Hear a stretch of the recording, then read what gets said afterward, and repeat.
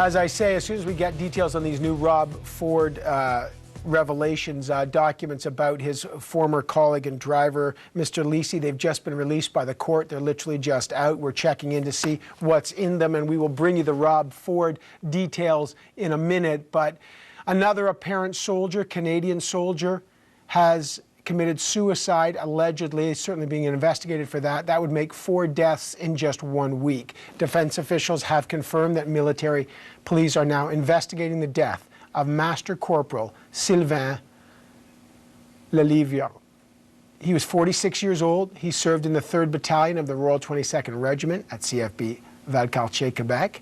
He had served on 2 tours in Bosnia, 1 tour of duty in Afghanistan.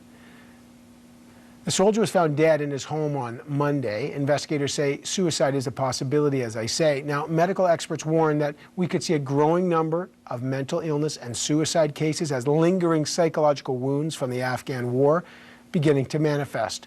And the Auditor General has also warned in a report last year that this is a serious problem. So is the military, is the government doing enough to mitigate the damage? What more supports are needed? Let's get some reaction. Aaron O'Toole is the Parliamentary Secretary to the Minister of International Trade. He's here. He's also a vet. Jack Harris is the NDP's National Defence Critic. And so Joyce Murray, the Liberal National Defence Critic, is here. Good to see all of you. Mr. O'Toole, across the country, obviously thoughts and prayers going out to those families. 4 military deaths in a matter of days, all vets of the Afghan war. We don't know if they're all suffering from PTSD or suffered from it. It's obviously a real problem. What's the government's reaction in terms of accusations that not enough is being done for soldiers seeking mental health help? Well, Evan, I think it's important to say 2 things off the top. First, to echo your sentiments, condolences to the families and really the people left behind by these tragedies. The second, and I want to be unequivocal here, is suicide is not an option. And our soldiers out there, and if there is anyone out there struggling with issues, whether operational stress related or personal issues, they've got to know that that's not the option to take. There are people there to help. The military is built on a culture of supporting your buddies, supporting your unit. Reach out to them, reach out to members of the family and get help, because help is there. And unfortunately, I think sometimes one can lead to another, and we need them to know that it's not the way out. And but sir, you're tagging to people that potentially are suffering from serious mental health issues. They might be suffering from PTSD. What is it? Is the message to them suicide is not an option? Is that, in a sense, blaming them for taking an option of last resort? Look, we celebrate the service of the men and women of the Canadian Forces regularly here in the House of Commons, and since I left uniform myself, I've worked to try and show attention to the needs of military families, our veterans. These are very important issues, and the government should be held to account in a responsible way to say, are we doing enough? It's one of our most important mandates as an MP, is to make sure we provide for our veterans.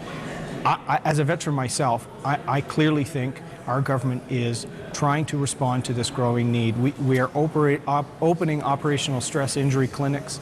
We have joint personal support clinics at bases that work with serving members, that work with veterans in the base area. We're supporting great programs done by physicians at the University of British Columbia, like the Veterans Transition Program, bringing that out nationally. Certainly we know there's going to be more men and women struggling with OSIs.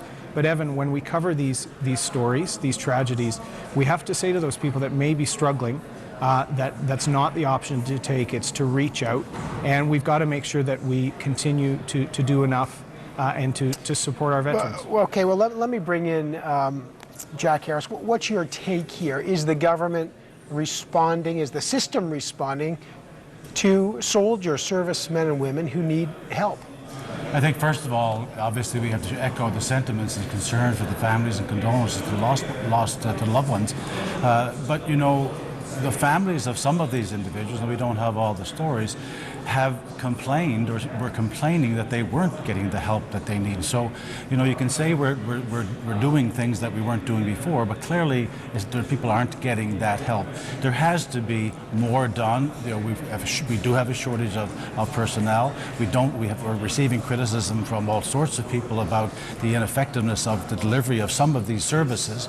And we also have some policies that act against a positive future for people who come forward and say that I have some serious problem. As was said earlier in the House today, the clock starts ticking on a potential medical release before you're ultimately ready to go, before you get a pension, before you have some other place to go to, and a medical release because you're actually unfit to go back and risk your life again. So we have this universality of service policy.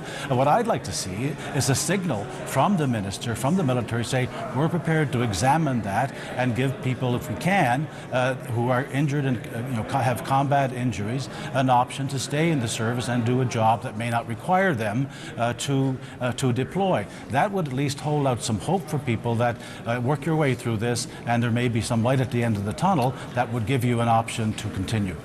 Joyce Murray, what's your reaction to this? Obviously, there's tragedy. Everybody's thoughts and prayers are going out to these families, these people who are clearly so desperate, and yet there are going to be legitimate questions about the government resources and the resources available to these men and women. Is it enough? Well, I think the Vice Chief of Staff himself at our last, at the committee meeting where he testified, expressed some concerns about there being adequate resources at a time of budget cuts.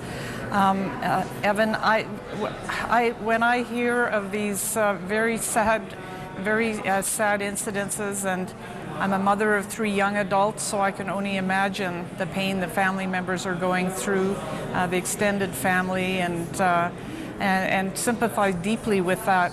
The word that comes up for me is despair. So these are people who don't feel any hope. They don't feel that they can come forward, perhaps, or if they do come forward, there will be an outcome that is a bad outcome. So what are we doing? The government needs to do something to really signal that that's going to change.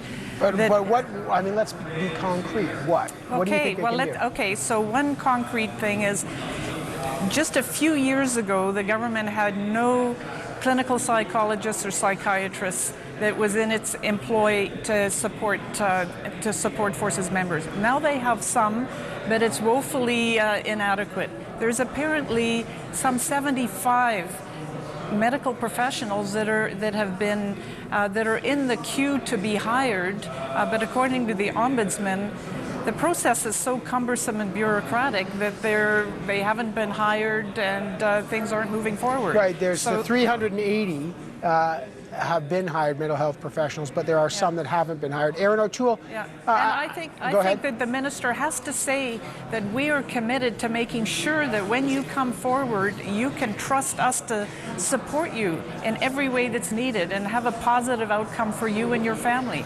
They need to believe that. They need to believe that there is hope by getting help, and right now there are people afraid. Just the last thing I would mention is I completely disagree with the idea of having the full responsibility in the injured forces members' hands to come forward.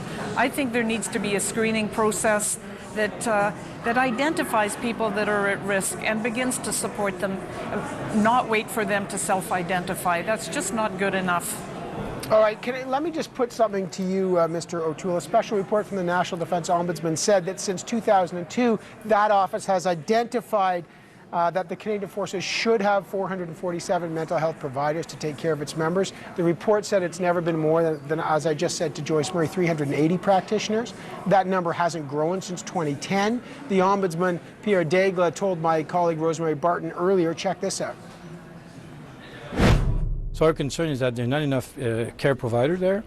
And what's even more frustrating, last year the Minister of Defense, Mr. McKinnon, did recognize and give $11.4 million to increase the mental health budget and hire more people. And we find out now that there are 76 people who've been screened, qualified, waiting to come in. They're in the pool, waiting pool, to come in the forces. So I don't know what's happening now. This seems to be very cumbersome and lengthy hiring process.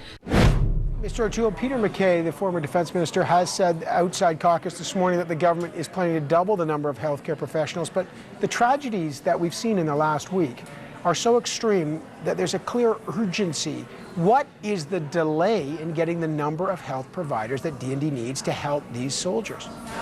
Clearly, I agree with Peter and all of our caucus that want to get rid of any of this bureaucratic delay and get to those levels that we've committed to. We also want to, Evan, work with some of the top psychologists and psychiatrists that have been doing this outside in universities, in hospital settings. That the Veterans Transition Program I talked about, some of the expertise there, which I worked at before becoming an MP, have been dealing with veterans and post-traumatic stress since the medic pocket, since Bosnia. And so there's actually some clinical expertise outside of Veterans Affairs and National Defense that we're already starting to partner with. But we've got to get those personnel. We absolutely right, but what do. is the delay? I mean, you know, some might say there's people's lives are at stake here. I think we have to be very careful here to try and take the nitty-gritty politics out of this as much as possible. You know, I heard questions today tying some of the tragic events to Veterans Affairs Office closures that haven't even closed yet. You know, we've got to be very careful about how we, as public officials, talk about these things in a responsible way, because one death is too many. But to be fair, as the Ombudsman said, do you even have a database as to who's sick, who needs help? Do you have any idea? Are you tracking soldiers? What's the mechanism? I think you'll see, and I'm glad to hear the Chief of Defence Staff, who's attuned to these things, as is Colonel Rakesh Jetley, who's heading this up from a Canadian Forces physician standpoint. We've got to make sure, as Joyce point, that people are not just self-identifying, that the chain of command's identifying and seeing with people and families. But answer the question, is there a way to do it? I mean, you're telling me what you should do, but are you doing it? Is there a way to identify, yes or no? There is a way, and in fact, commanders are being given the tools and should be constantly be given better tools on not just how to identify Evan, but also how to talk to the men and women in their units about tragedies like this. We've got to make sure that we do this responsibly so that we're not putting people that are on the cusp who are suffering and pushing them to making this decision. That's why I reiterate, well, that's the problem. We feel for these families, but soldiers that are out there at risk, suicide is not an option. There's people out there for you, and you need to seek help from friends and comrades. Jack Harris. Look, they're not delivering the services where the rubber hits the road. I mean, that's part of the problem here. They've got great ideas, but you know, there's other issues as well. There's been 50 outstanding boards of inquiry called since 2008 that have not been reported yet, that to look into to what happened in the suicide in the Canadian Forces. It's unexcusable that 4 or 5 years would pass when the inquiry is supposed to come up with recommendations as to why this happened, what could be done, how this can be fixed, what other services need to be put in place. Why, you know, how can we say on the one hand that this is a priority and we're very concerned, and on the other hand we have 50 of these reports and investigations outstanding and with no recommendations that could fix some of these problems. I mean, we've got to, you know, there's an article in the paper today, in the Embassy magazine, has the Canadian Forces lost their heart and soul? And there's a certain element of truth in that this is regarded as you know, a priority, but it has to be balanced against other resources, and that's in statements made within the military, and that's just not acceptable. These are people who should be treated just as seriously and just as importantly as combat deaths that occurred during the mission in Afghanistan. This is part of the cost of this mission, and their deaths and their lives are just as important and ought to be protected just as strongly. Joyce Murray, last word. Well, we can organize a military invasion in a matter of days and weeks, but we don't seem to be able to organize a support network to nurture our armed forces members who've been injured in combat or in service. So we can do it. I think it just takes will and it takes money, and the government should just get on it right now, put whatever kind of force they need behind this, the budget, and bring the best ideas forward and get started with Evan, something I like have to address what tomorrow. Jack said. Canadian Forces has not lost its heart. In fact, the Canadian Forces families are sometimes the most hurt by these tragedies. So we need less talk like that, which really is We need more action. irresponsible. We do need more action, but we also need to be serious about this and not play politics like we've seen this week. All right, I don't know what's playing politics. I mean, 4 soldiers dead. Obviously, there's a lot of questions going on as to what happened, and lots more questions about the services these soldiers could be getting or are getting. Aaron O'Toole, Jack Harris, Joyce Murray, I always appreciate your time. Thank you to all 3 of you. We'd like to note that the Canadian